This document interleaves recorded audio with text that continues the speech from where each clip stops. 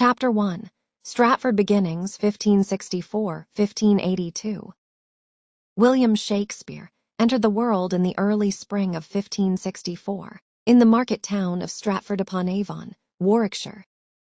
Although his exact birth date is unrecorded, he was baptized on April 26 at the Holy Trinity Church. Tradition memorializes his birth on April 23, St. George's Day, a coincidence that would resonate poetically throughout English cultural memory. He was the eldest surviving son of John Shakespeare, a glove maker, alderman, and later High Bailiff of Stratford, and Mary Arden, a member of a prosperous local farming family. The Shakespeare household enjoyed middling gentility, sufficient means to send young William to the Stratford Grammar School, where he would have mastered Latin grammar, rhetoric, and the classical authors, key foundations for his future command of language. Life in Elizabethan Stratford blended rural rhythms with market town bustle. Local government meetings, guild festivals, and fairs punctuated the year, while sermons and church services reinforced a devout Protestant ethic. The Shakespeare family, though not of the highest rank, moved among this civic tapestry. John Shakespeare's glove-making business partnered with local gentry, and Mary Arden's kinship tied William to the rural traditions of Warwickshire estates. Despite these advantages, John's fortunes waxed and waned. Records reveal mortgage agreements, legal disputes, and a decline in his public roles by the late 1570s, events that may have influenced William's decision to seek fortune beyond Stratford. Yet for the first 18 years, Stratford was both nursery and crucible. Shakespeare's early environment provided the elemental images: rustic forest glades, rough-hewn stage spaces in local guild halls, the rhythms of rural life that would later infuse his plays with vivid authenticity. These formative years crystallized a deep understanding of common humanity, its follies, its passions, and its capacity for redemption that would become Shakespeare's abiding hallmark. Chapter 2. The Marriage and Lost Years, 1582–1592. In November 1582, the 18-year-old William Shakespeare wed 26-year-old Anne Hathaway, who was already pregnant with their first child by that time. Their daughter, Susanna, arrived the following spring, baptized on May 26, 1583 at Holy Trinity Church in Stratford-upon-Avon. 2 years later, on February 2, 1585, Anne bore twins, Hamnet and Judith, whose simultaneous baptism underscores both their bond and the poignancy of Hamnet's premature death in 1596. Between 1585 and his emergence in London, around 1592, Shakespeare's activities are undocumented, giving rise to the so-called lost years, variously speculated to have involved teaching, traveling, or even serving as a lawyer's scrivener. The first printed reference to Shakespeare as a playwright appears in Robert Greene's 1592 pamphlet Groatsworth of Wit, which scathingly warned fellow dramatists against upstart crow Shakespeare. Marriage to Anne Hathaway, 1582. William Shakespeare and Anne Hathaway's union is recorded by a marriage bond dated November 28, 1582, which attests that there were no legal impediments to their wedding. The bond indicates that Shakespeare obtained a license from the Bishop of Worcester, while Anne, 6 years his senior and already expecting, stood as bride. Their marriage likely took place within days of this bond, traditionally thought to be on November 29th, but precise dates are not extant in parish registers. Biographers note the age disparity was not unusual for the period. Elizabethan women often married in their mid-20s, while men could wed later. However, Shakespeare's youth, just 18, marks him as unusually precocious for a groom. Anne Hathaway hailed from a local farming family. Mary Arden's kin provided William with rural connections that would permeate his later pastoral scenes. Despite a seemingly conventional marriage, later accounts, and legal records hint at complexity in their relationship. A 1601 will references a debt owed to Anne Shakespeare wife unto Mr. William Shakespeare, suggesting she managed financial dealings independently. Recent scholarship, including a newly publicized Hereford letter, posits that Anne may have spent extended periods in London, contradicting the long-held image of her solitary life in Stratford. Birth of Susanna, 1583. Susanna Shakespeare, the couple's firstborn, was baptized on May 26, 1583, at Stratford's Holy Trinity Church. The parish register explicitly records Susanna, daughter to William Shakespeare, with an annotation by a later hand emphasizing its gravity. The entry not only confirms her parentage, but signals contemporary and subsequent recognition of her importance to the Shakespeare lineage. Susanna would later marry Dr. John Hall in 1607, forging an alliance between the Shakespeare family and the local medical profession. Their only child, Elizabeth, extended Shakespeare's line, with her baptism recorded in 1608. Susanna's prominence in Stratford society and her engagement in town affairs attest to a stable household during her childhood years. Twins, Hamnet and Judith, 1585. On February 2, 1585, Anne gave birth to fraternal twins, Hamnet and Judith, baptized on the same day at Holy Trinity Church. The survival of twins in Elizabethan England was precarious, and while Judith lived to old age, Hamnet died on August 11, 1596, at the age of 11, a loss that scholars speculate influenced Shakespeare's later exploration of grief in plays like Hamlet and King John. Hamnet's death record appears a decade after his baptism in the same parish registers, linking the personal tragedy to the public memorialization of his short life. Judith, on the other hand, married Thomas Quiney in 1616. Their union continued the Shakespeare line through civic and ecclesiastical records. The Lost Years, 1585–1592. The 7-year span following the twins' baptism and preceding Shakespeare's first recorded presence in London lacks direct documentation, earning it the epithet lost years. Scholars have proposed several theories. Teaching and tutoring. Some argue Shakespeare may have served as a schoolmaster in Lancashire or Worcestershire, sharing his classical education. Legal and civic apprenticeship. Another hypothesis holds he worked as a scrivener's clerk or legal assistant in London, acquiring administrative experience. Theatrical apprenticeship in provincial troupes. Oral tradition suggests Shakespeare first performed with touring companies in the English provinces, before settling in the capital.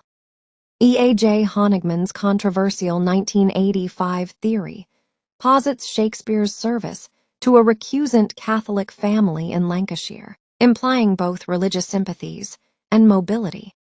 However, no single theory has achieved consensus, and the absence of records renders the period one of the most tantalizing enigmas in Shakespearean scholarship. First recognition. Robert Greene's 1592 critique.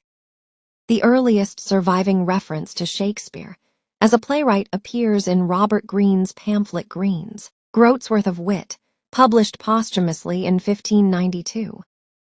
Greene derides an upstart crow, beautified with our feathers, a clear rebuke of Shakespeare's rapid rise in London theatre circles. Greene's satire reveals several truths. By 1592, Shakespeare was prolific enough to attract notice. His works had begun to challenge older dramatists, and he was entangled in the competitive theatrical ecosystem of the time. This illusion marks Shakespeare's definitive emergence from obscurity into the public eye, setting the stage for his meteoric career that would follow in the coming decades. Chapter 3. London Calling, Rise in the Theatrical World, 1592–1600. By 1592, William Shakespeare had fully emerged in the vibrant London theatre scene, quickly aligning himself with one of the city's most influential companies, the Lord Chamberlain's Men. Over the next 8 years, he not only honed his craft as both actor and playwright, but also achieved his first lasting success in print with narrative poems and a tragedy. And in 1599, in partnership with fellow company members, he helped erect the iconic Globe Theatre on Bankside. This period laid the foundation for his meteoric rise.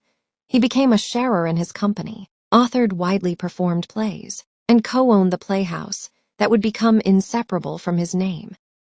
1. Joining the Lord Chamberlain's Men. By 1594, Shakespeare had secured a position as a sharer and leading player in the Lord Chamberlain's Men, the company patronized by Henry Carey, 1st Baron Hunsdon. Originally traceable to the amalgamation of Hunsdon's men and at least 2 other troops during the plague closures of 1592-94. The company reorganized under Hunsdon's patronage when the theaters reopened in 1594. As a sharer, Shakespeare not only acted, often alongside Richard Burbage in major roles, but also shared in the company's profits and decision-making. Exchequer records from March 15, 1595, list him explicitly as a financial trustee, alongside William Kemp and Burbage, confirming his elevated status. By Christmas 1594, the company performed primarily at the theatre in Shoreditch until 1597, and then at the Curtain Theatre, when disputes with their landlord forced a relocation. They toured intermittently throughout England, and even visited Paris and Brussels, spreading Shakespeare's work beyond London's boundaries. The troupe's reputation soared. By the mid-1590s, they were among the leading companies in the capital, regularly presenting new plays and attracting diverse audiences, ranging from groundlings in the yard to courtiers in private boxes. 2. Early printed works, poems and quarto plays. While Shakespeare's dramatic manuscripts remained in theatrical circulation, his first forays into print were narrative poems. In 1593, Richard Field published Venus and Adonis, a richly erotic retelling of Ovid's myth, anonymously entered in the Stationer's Register on April 18th and released the following autumn.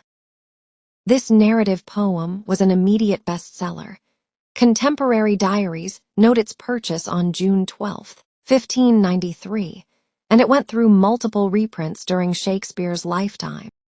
Its success established Shakespeare's poetic reputation before his name became firmly attached to his plays.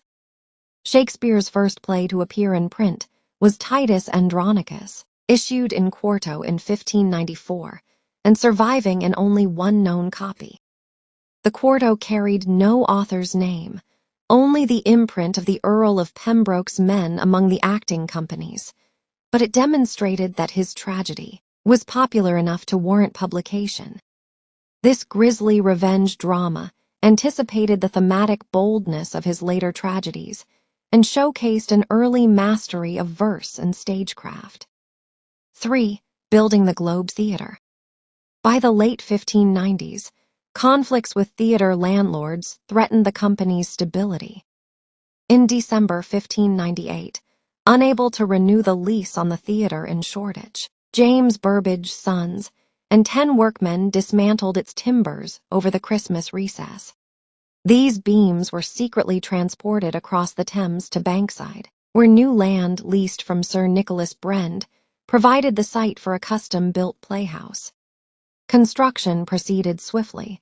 Between December 28, 1598, and midsummer 1599, the Globe was erected as a polygonal, open-air amphitheater, approximately 30 meters in diameter with 20 sides, seating up to 3,000 spectators. Its thrust stage projected into the yard, surrounded by 3 tiers of wooden galleries. Pillars painted to resemble Italian marble supported a heavens canopy adorned with astrological motifs. On June 8, 1599, Julius Caesar is believed to have been its inaugural Shakespearean performer. Ownership of the Globe remained collective, Shakespeare was named as one of the leaseholders in 1623, 24 indentures, alongside the Burbages and other sharers. The Globe's success secured a year-round income, summer performances in the open air, and, from 1608 onward, winter seasons at the indoor Blackfriars Theatre, and cemented Shakespeare's status not merely as a writer and performer, but as a theatrical entrepreneur. Chapter 4. Between 1595 and 1601, Shakespeare solidified his reputation as a master of both comedy and history. He crafted seminal comedies, A Midsummer Night's Dream c. 1595-96, The Merchant of Venice c. 1596-97, Much Ado About Nothing c. 1598-99, and As You Like It c. 1598-1600, each notable for witty wordplay, intricate plots, and nuanced character dynamics. Concurrently, he advanced the English history play with Richard II c. 1595-96, Henry IV Part 1 c. 1596-97, Henry IV Part 2, 1597-98, and Henry V. c. 1599, dramatizing national identity and the burdens of leadership. His innovations in poetic style, dramatic structure, and psychological depth during this period laid the groundwork for his later tragedies. 1. Mastering the comedy genre. A Midsummer Night's Dream, c. 1595-96. Scholars date A Midsummer Night's Dream to the winter of 1595-96, based on stylistic parallels with Love's Labour's Lost and Richard II. Though its first court performance remains unrecorded, its imaginative interweaving of mortal lovers, fairies, and a comical play within a play established enduring tropes of Shakespearean romantic comedy. The Merchant of Venice, c. 1596-97. Composed immediately after Richard II, The Merchant of Venice combines romantic entanglements with a controversial portrayal of Shylock, reflecting Elizabethan attitudes toward mercy and justice. Stationers register entries and quarto publications in 1600. 01 support a writing date around 1596-97. Much Ado About Nothing, c. 1598-99. Bell Shakespeare dates Much Ado About Nothing to 1598-99, possibly premiering at the Curtain or the newly built Globe. Its sparkling banter between Beatrice and Benedick, alongside themes of deception and honor, cemented Shakespeare's flair for social comedy. As You Like It, c. 1598-1600. As You Like It likely followed swiftly, penned between 1598 and 1600. Its pastoral setting in the Forest of Arden and the All the World's a Stage monologue exemplifies Shakespeare's evolving use of landscape as metaphor. 2. Innovating the history play. Richard II, c. 1595-96. One of Shakespeare's earliest history dramas of this period, Richard II explores divine right and the fragility of monarchy. Written around 1595-96, it helped inaugurate his verse-rich approach to political tragedy. Henry IV, Part 1 c. 1596-97.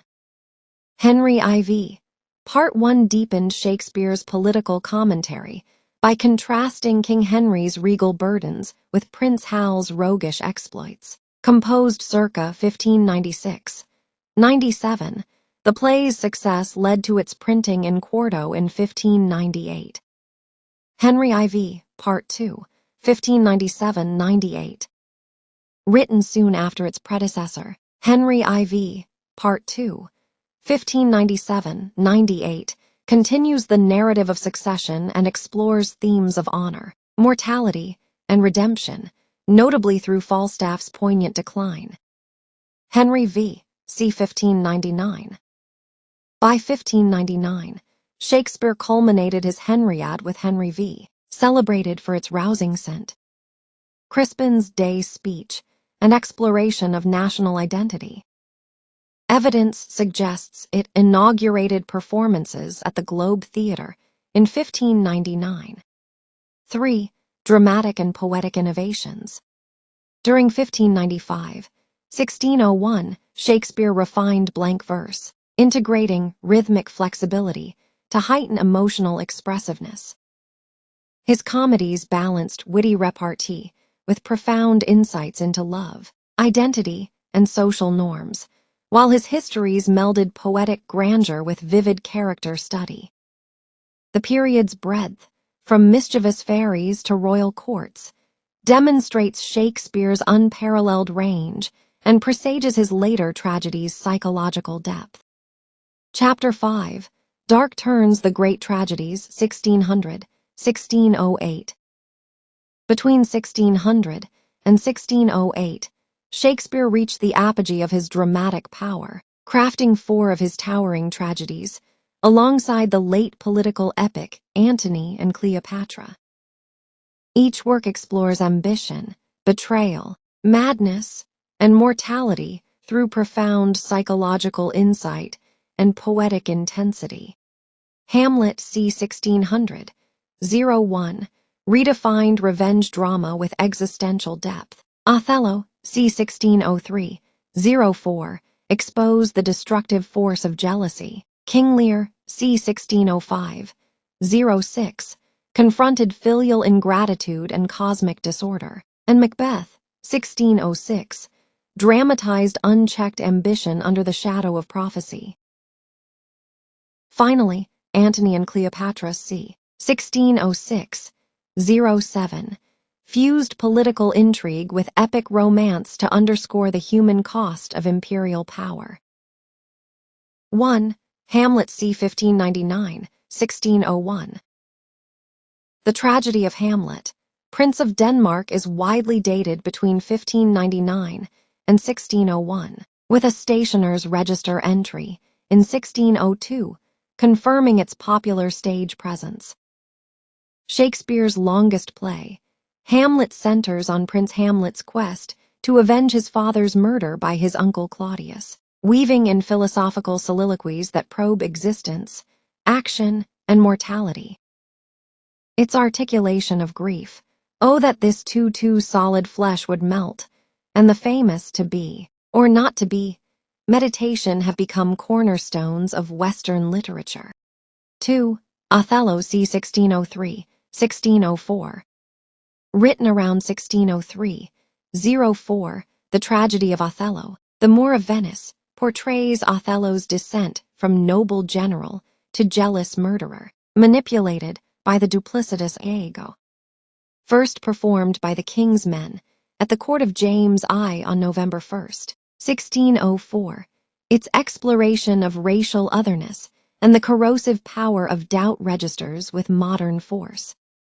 Othello's tragic arc, put out the light, and then put out the light, melds poetic eloquence with irrevocable action.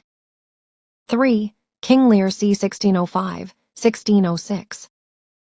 Composed in 1605, 06, and first performed at court in December 1606, King Lear dismantles the archetype of the wise monarch, as Lear's abdication unleashes madness, filial betrayal, and moral collapse. Drawing on a folktale variant, Shakespeare transforms it into a cosmic tragedy, where elements and human cruelty mirror Lear's psychological ruin. The play's dual plot, Lear and his fool, Gloucester and his sons, examines justice and compassion under existential duress.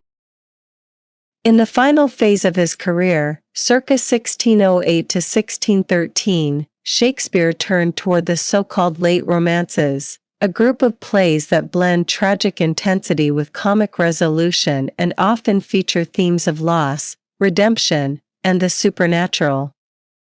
These include Pericles, c. 1607-08, Cymbeline, c. 1609-10, The Winter's Tale, c. 1610-11, and The Tempest, c. 1610-11. During the same period, he also collaborated with other dramatists, most notably George Wilkins on Pericles, John Fletcher on Henry VIII and the Two Noble Kinsmen, and possibly others on lost works like Cardenio. These partnerships, alongside his solo romances, demonstrate Shakespeare's willingness to experiment with form and share creative control in his twilight years. 1. The Late Romances. Pericles, Prince of Tyre, c. 1607-08. Pericles is generally dated to 1607 or early 1608, based on stylistic evidence and the known career span of its probable co-author, George Wilkins. Its first quarto appeared in 1609, described as the late and much admired play, called Pericles, Prince of Tyre, indicating its popularity despite textual corruption in the surviving text. Modern revivals, such as the Royal Shakespeare Company's 2024 production, have highlighted the play's rich exploration of father-daughter bonds and political upheaval. Cymbeline, c. 1609-10.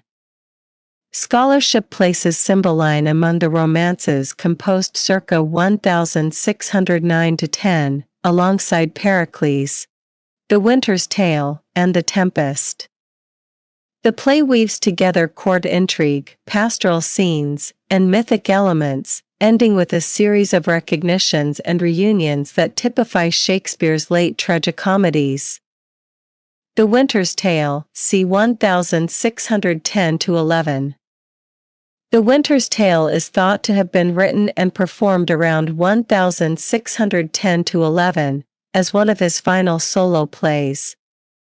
Though grouped among Shakespeare's comedies in the First Folio of 1623, modern editors classify it as a romance, noting its dramatic first 3 acts of jealousy and loss followed by a pastoral redemption in Acts 4 and 5. The Tempest, c. 1610-11. Widely regarded as Shakespeare's last wholly authored play, The Tempest was likely written in late 1610 or early 1611 and first performed at court in November 1611. Its blend of magic, music, and an isolated island setting culminates in a narrative of forgiveness and the relinquishing of power, resonating as a fitting finale to his solo work. 2. Collaborative Ventures. George Wilkins and Pericles. Evidence points to Shakespeare co-authoring Pericles with George Wilkins, whose brief literary career, 1606-08, aligns with the play's composition date. Wilkins's influence is often detected in the play's prose passages and episodic structure, while Shakespeare contributed the more lyrical and theatrical scenes. John Fletcher and the King's Men.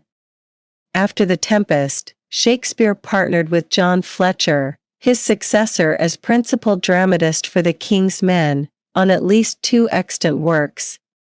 Henry VIII, circa 1613, generally dated to 1613, it was performed at the Globe shortly before the theatre's destruction by fire on June 29, 1613. The Two Noble Kinsmen, 1613-14, published in quarto in 1634 with both authors' names. This play divides roughly in half between Shakespeare's and Fletcher's contributions. Lost and attributed works. Contemporary reports also attribute the lost play Cardenio to Shakespeare and Fletcher, though no manuscript survives. Further adaptations by Thomas Middleton in the years following Shakespeare's death suggest that his late corpus remained a living source for collaborative creativity. Chapter 7, Retirement and Last Will, 1613-1616.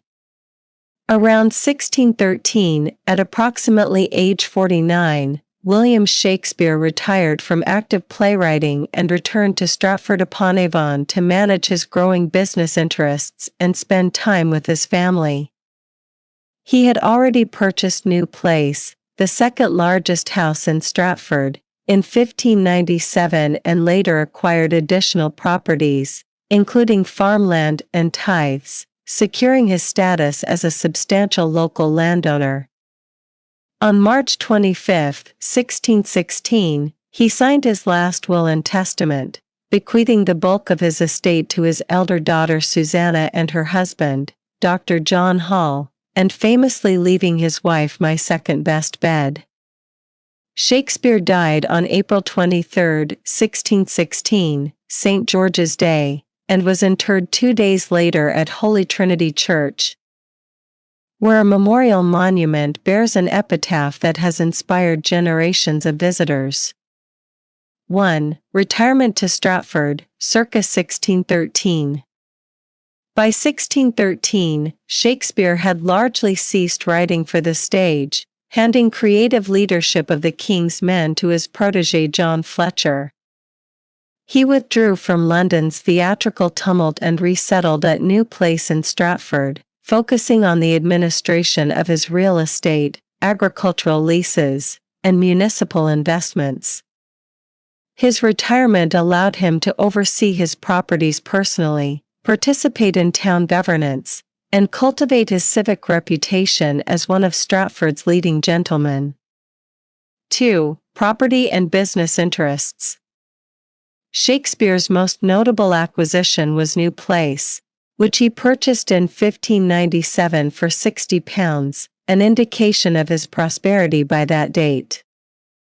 After retiring, he expanded his portfolio with purchases of farmland, an investment in the local tithes of Stratford Parish, and mortgaging of rural properties to secure rental income. These holdings bolstered his social standing. Land ownership conferred both economic security and eligibility for civic office, although no records exist of him serving again as a town official after retirement. 3. Family life and status. In Stratford, Shakespeare lived with his wife Anne Hathaway and occasionally with his daughter Susanna and her husband Dr. John Hall at nearby Hall's Croft.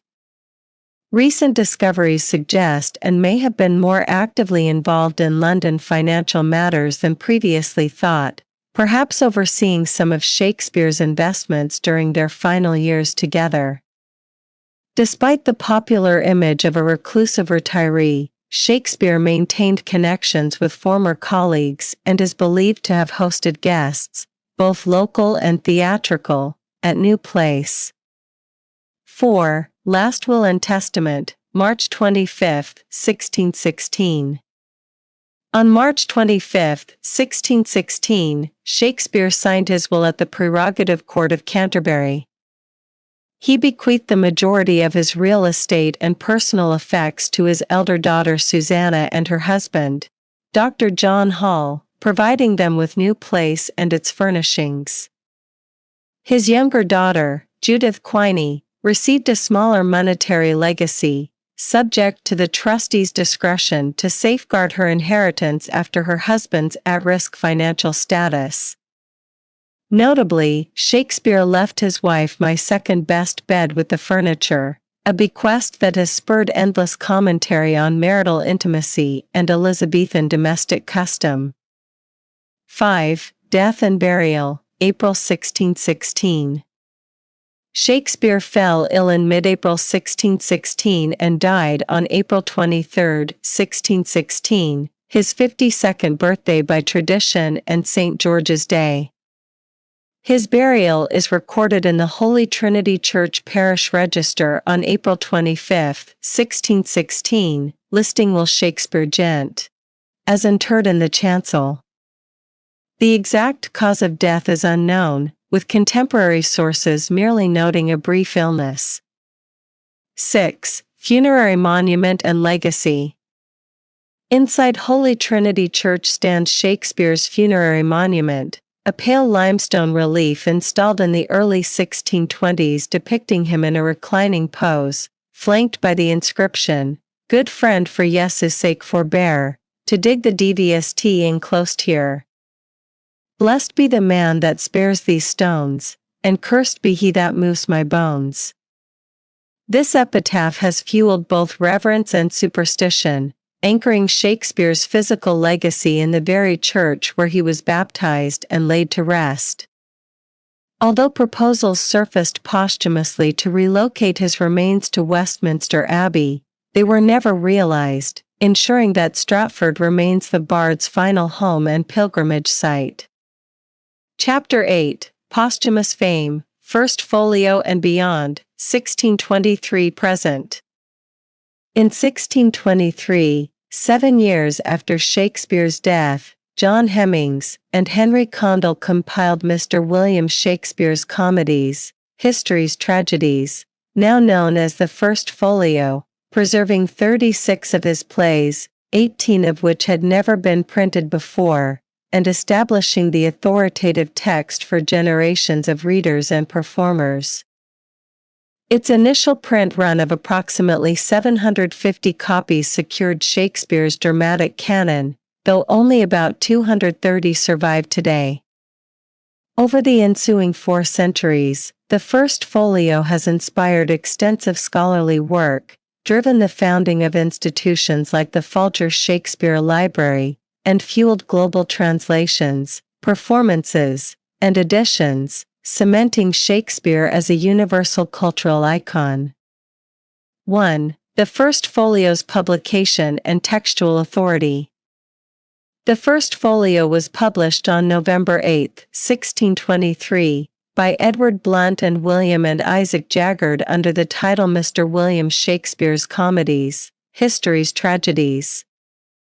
Although 19 of the plays had appeared in quarto editions earlier, the First Folio was the first comprehensive collection and the only reliable source for approximately 20 plays, including Macbeth, The Tempest, and Twelfth Night. Its prefatory materials, Ben Jonson's eulogy to the memory of my beloved the author and the First Folio inscription by Hemmings and Condell, set a high bar for authorial commemoration. 2. Early reception and 17th to 18th century influence. Within a few decades of publication, the First Folio shaped performances and readings of Shakespeare's plays across Britain.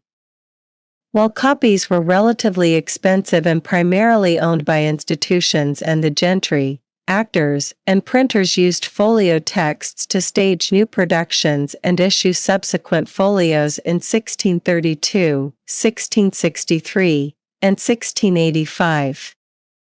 Even in the Restoration and Georgian eras, playwrights like Nahum Tate adapted Shakespeare, often Bowdlerizing tragedies such as King Lear to suit contemporary tastes, demonstrating the folio's enduring influence on dramatic practice. 3. Scholarly revival and the Folger Shakespeare Library.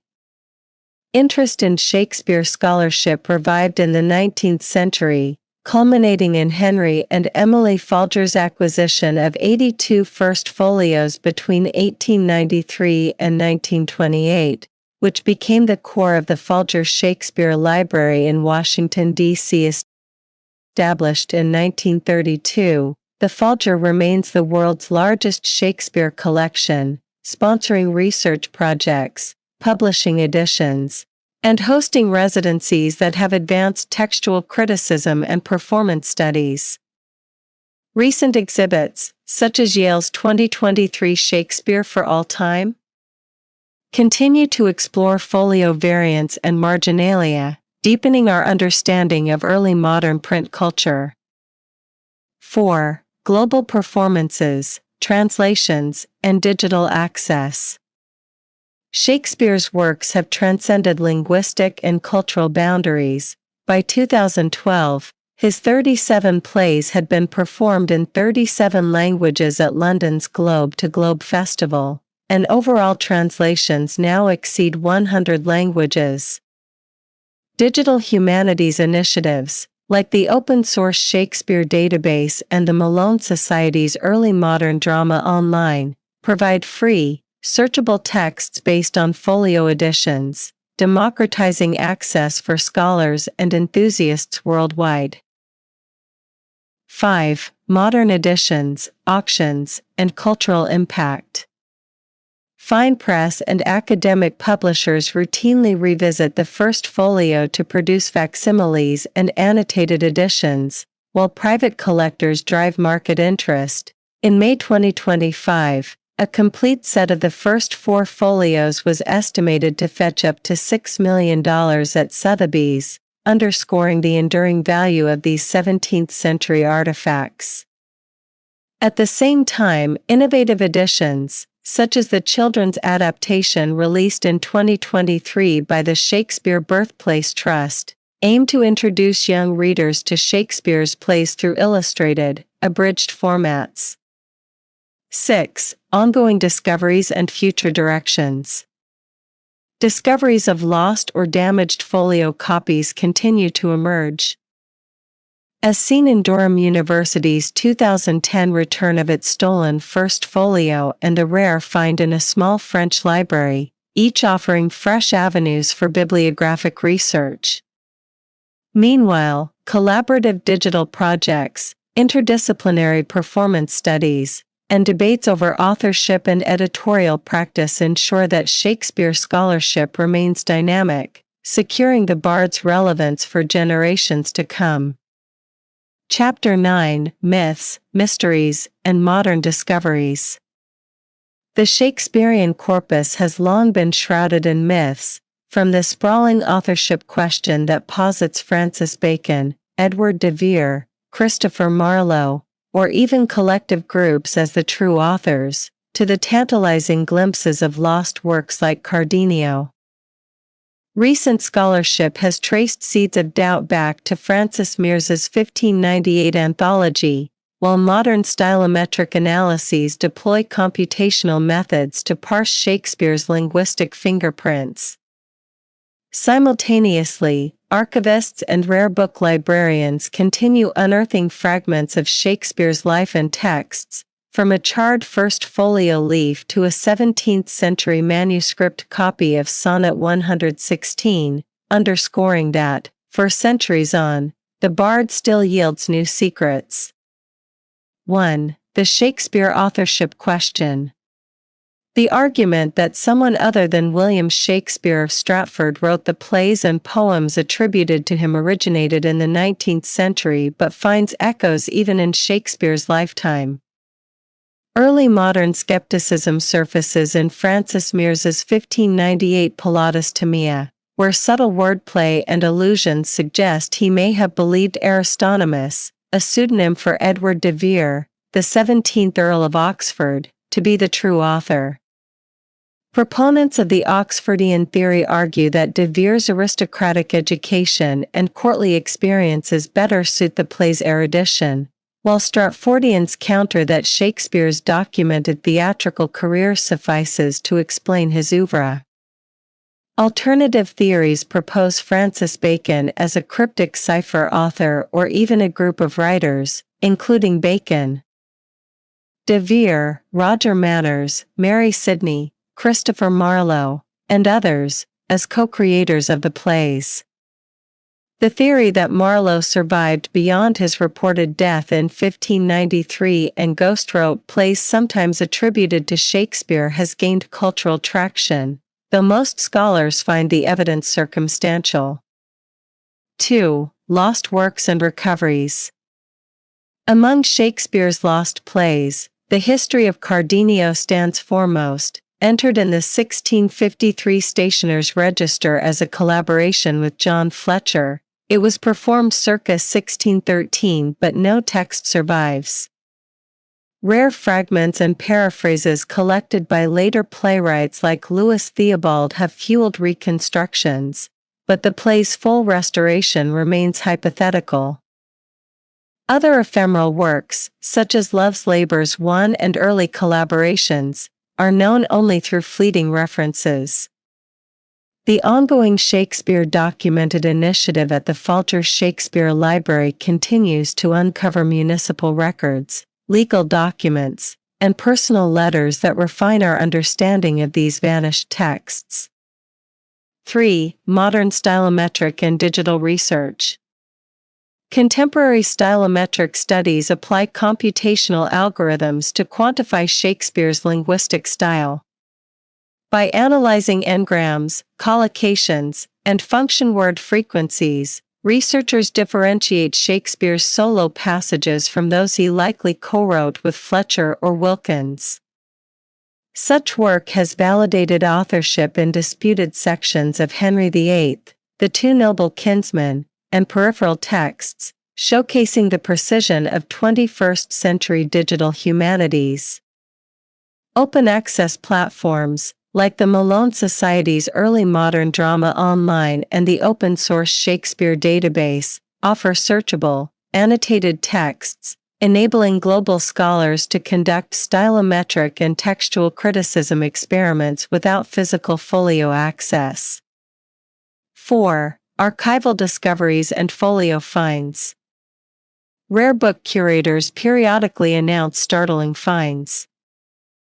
In 2016, a pristine first folio emerged at Mount Stewart on the Isle of Bute, authenticated by Oxford's Emma Smith and confirming the potential for undiscovered copies in private collections. More recently, Penn Library's researchers revealed new details about a partially charred folio page, originally exhibited in 2011, clarifying its provenance and the extent of fire damage. In March 2025, Oxford's Dr. Leah Veronese disclosed the second known manuscript copy of Sonnet 116, tucked within Elias Ashmole's 17th-century poetry anthology, only the third Shakespeare handwritten artifact outside legal signatures. Each discovery not only enriches the material record but also reframes the bard's textual transmission across centuries. 5. Cultural reinterpretations. The enduring allure of Shakespeare's mysteries has inspired new creative works. In 2025, the Royal Shakespeare Company premiered Born with Teeth, a fictionalized account of Shakespeare and Marlowe collaborating on the Henry VI plays, starring Ncuti Gatwa and Edward Blundell. Meanwhile, popular media outlets like Popular Mechanics have explored recent document analyses that challenge long-held assumptions about Shakespeare's personal handwriting. Public fascination with the bard's enigmas, whether through conspiracy theory podcasts, academic moot courts, or blockbuster films, attests to the living legacy of Shakespeare's myths and mysteries. As digital archives expand and forensic coding improves, each year brings fresh insights, ensuring that Shakespeare remains not a closed book but an open invitation for discovery. Chapter 10: Enduring Legacy, The Bard for All Time. William Shakespeare's legacy endures through the countless words and phrases he contributed to English, the perpetual reinvention of his plays on stage and screen, his centrality in educational curricula worldwide, vibrant international festivals, and pioneering digital humanities initiatives that continue to uncover new facets of his work. These myriad channels ensure that, more than 4 centuries after his death, Shakespeare remains an active, evolving presence in global culture. Influence on the English language. Shakespeare is credited with introducing over 1,700 words to English, including eyeball, fashionable, and addiction, many of which remain in common use today. Numerous idioms, such as break the ice, heart of gold, and full circle, originated in his plays, shaping everyday speech patterns. Lexicographers caution that some words attributed to him may predate his usage, yet his name endures as a symbol of linguistic innovation. Modern theater and film adaptations. Contemporary theater companies continually reinterpret Shakespeare. For instance, the Royal Shakespeare Company's recent Manchester staging of Hamlet fused the play with Radiohead's music, highlighting the bard's resonance with modern political themes. Film and television adaptations. From Kenneth Branagh's Much Ado About Nothing Homage Anyone But You to cinematic classics like West Side Story, underscore the versatility of Shakespeare's narratives across genres and eras. Major actors revisit their signature roles decades later. David Harewood's forthcoming West End return to Othello exemplifies the play's enduring power to explore race and identity. Shakespeare in education and scholarship. Shakespeare's works remain a cornerstone of secondary and university curricula, valued for their complex language, thematic depth, and historical insight. Educators deploy creative pedagogies, multimedia performances, student-led reenactments, and digital annotation to keep the plays accessible and relevant to contemporary learners. Annual conferences such as the World Shakespeare Congress draw scholars worldwide to exchange research and methodologies, with the next gathering scheduled for July 2026 in Verona, Italy. Global festivals and cultural traditions. Internationally, Shakespeare is celebrated in unique local contexts. In Granada's Carnival Shakespeare Moss, performers recite lines from Julius Caesar amid elaborate costumes and public ritual. Centuries-old festivals, like Craiovan's Shakespeare Theatre Festival in Romania, continue to honor his plays through workshops, performances, and scholarly events under UNESCO auspices.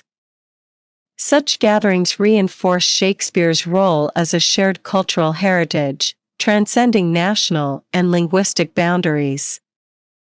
Digital humanities and future directions.